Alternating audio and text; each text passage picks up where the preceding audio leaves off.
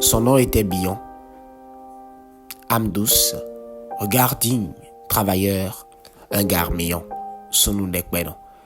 25 ans, il rêvait de devenir ingénieur, mais son corps lui lançait déjà les premières lueurs. Ouété, ouémé.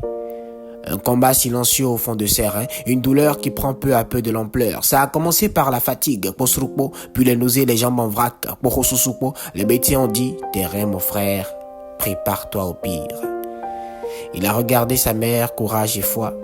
Dans ses yeux, pas de larmes, juste, on va y arriver, tu verras, son si agbêté. Mais ici, enfin là-bas, quand les reins lâchent, c'est souvent le porte-monnaie qu'on attache. Première dialyse, 50 000 francs. 3 fois par semaine, il a tout vendu. Ses habits, son rêve, même sa moto, témoin de cette rêve. Voyez libre à sa famille, Rouyo, puisqu'ici, enfin, là-bas, mais des mentis n'ont aidé. Il a frappé aux portes, envoyé des lettres, supplié des mairies, des ministres et j'en passe. Mais ici, enfin, là-bas, la vie dépend souvent de qui tu connais et pas de ton sang.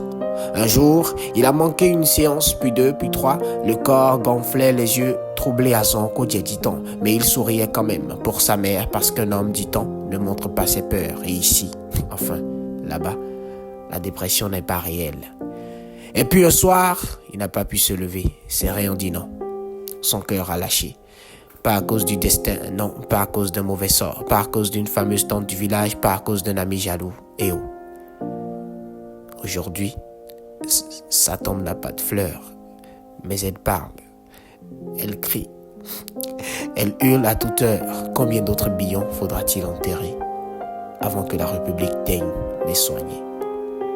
Son nom était Billon, âme douce, regard digne, travailleur, un garmillon. Son nom était Beno.